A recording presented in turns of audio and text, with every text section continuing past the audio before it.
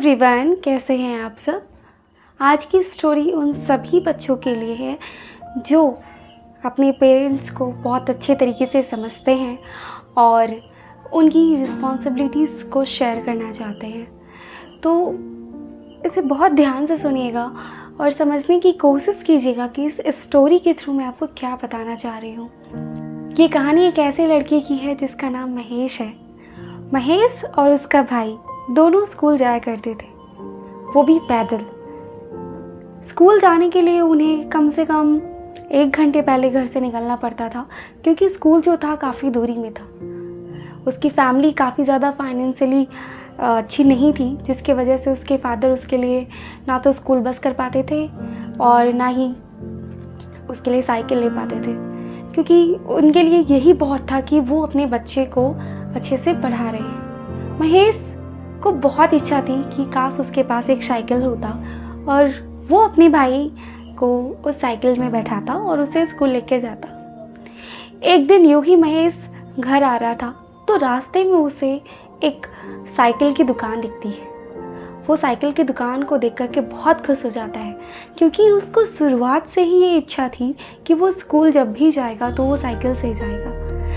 हालांकि वो जाता था, लेकिन वो बस से नहीं, वो साइकिल से जाना चाहता था। इन शॉर्ट कह सकते हैं कि उसे साइकिल की बहुत इच्छा थी। तो जब उसने देखा कि उस साइकिल के दुकान में साइकिल की सेल लगी हुई है, जिसमें उसे काफ़ी अच्छे दामों पे साइकिल मिल जाते। उस समय साइकिल की कीमत बहुत ज़्यादा नहीं हुआ करती थी, तो मात्र 50 रुपये में साइकिल उसे मिल जाती। लेकिन उस टाइम महेश के लिए 50 रुपये जो थे वो काफ़ी ज़्यादा थे। महेश ने उस साइकिल को जब से देखा था तब से उसके मन में बस यही एहसास जाग रहा था कि काश मेरे पास कुछ पैसे होते जिसके वजह से मैं उस साइकिल को खरीद सकता। लेकिन वो कुछ नहीं कर सका। वो अपने पापा को भी नहीं बताया, क्योंकि उसे ऐसा लगता था कि अगर वो अपने पापा को बताता तो उसके पापा हर वो मुमकिन प्रयास करते, दिन रात मेहनत करते, जॉब दोगुनी करते, रात में भी काम करते और उसके लिए कैसे भी पैसे जमा करके उसके लिए साइकिल खरीदते। वो अपने पापा को परेशान बिल्कुल भी नहीं करना चाहता था, इसलिए उसने सोचा कि वो कुछ ऐसे काम करेगा जिससे थोड़े बहुत पैसा जमा करके वो उस साइकिल को खरीद पाएगा। तो उसने क्या किया, बहुत सारे काम सोचे। जैसे वो सोचने लगा कि वो कार क्लीन करेगा, या वो न्यूज़पेपर बेचेगा, न्यूज़पेपर पहुंचाएगा, या कोई भी छोटा मोटा काम करेगा जिससे वो क्या कर सकता है, थोड़ी बहुत पैसे जमा करके अपने लिए वो साइकिल को खरीद सकता था। तो उसने कहीं से सुना कि उसके पास के ही मोहल्ले में एक बेकर रहता था, है ना। वो बेकर कुछ दिन के लिए बाहर जा रहा था, इसलिए उसने सोचा कि क्यों ना मैं उस बेकर के पास जाता हूँ और मैं उससे कहूँगा कि कुछ दिन के लिए मुझे आप हायर कर लीजिए। जब आप लौट के आइएगा तो मैं आपको क्या करूँगा, जॉब छोड़ दूँगा। तभी महेश उस बेकर के पास जाता है और कहता है, क्या आप किसी लड़के को हायर करना चाहते हैं? तो उस बेकर ने बोला बिल्कुल, क्योंकि वो उसे कुछ दिन के लिए बाहर जाना था।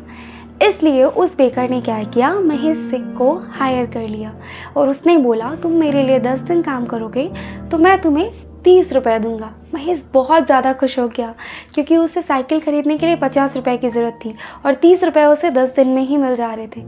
उसे क्या करना था, घर घर जाके ब्रेड पहुंचाना था। महेश बहुत खुश था। अगले ही दिन महेश सुबह जल्दी उठ के अपने सारे वर्क को कंप्लीट कर लेता है। स्कूल से जब वो रिटर्न आता है तो वो सीधे बेकर की दुकान जाता है और घर घर जाके ब्रेड को डिलीवर करता है। इसी तरह धीरे धीरे धीरे धीरे 10 दिन बीत जाते हैं। महेश का जो व्यवहार था, जो उसका बिहेवियर था, उसके कस्टमर्स के साथ बहुत अच्छा था। उसके कस्टमर उसको बहुत ज़्यादा पसंद करते थे। वो बहुत ही पोलाइट नेचर का था। जब बेकर वापस आता है तो अपने कस्टमर से उसका अच्छा फीडबैक लेके वो बहुत ज़्यादा खुश होता है। फिर वो महेश से कहता है कि कुछ दिन तुम मेरे लिए और काम कर सकते हो, मैं तुम्हें और पैसे दूंगा। महेश बहुत ज़्यादा खुश हो जाता है और इसी तरह धीरे धीरे करके महेश क्या करता है, उस 50 रुपये को इकट्ठा कर लेता है। इकट्ठा करने के बाद वो साइकिल की दुकान में जाता है और अपने साइकिल को खरीद कर अपनी इच्छा को पूरा करता है। हालांकि उसके बाद से वो साइकिल खरीदने के बाद से वो उस जॉब पे नहीं जाता, क्योंकि उसको उस चीज़ की ज़रूरत थी। जब उसकी ज़रूरत पूरी हो गई तो उसके बाद वो उस काम पे नहीं गया। इस स्टोरी के माध्यम से हम आपको ये बताना चाहते हैं कि बहुत सारे बच्चे ऐसे होते हैं जो बहुत ही कम उम्र में अपनी फाइनेंशियल सिचुएशन को देखकर बहुत ज़्यादा समझदार बन जाते हैं। समझदार होने के लिए एज का होना ज़रूरी नहीं, आपको हालात समझदार बना देते हैं। तो ये बहुत ही ज़रूरी है कि आप अपने साथ साथ अपने पेरेंट्स की भी फीलिंग को समझिए और उनकी भी इंटेंशंस को समझिए और जहाँ तक हो सके उन्हें भी सपोर्ट कीजिए। आई होप मेरी ये छोटी सी कहानी आपको बहुत कुछ सिखाएगी।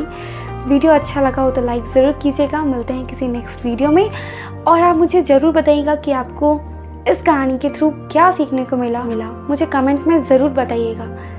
मिलते हैं किसी नेक्स्ट वीडियो में, तब तक आप अपना ख्याल रखिए।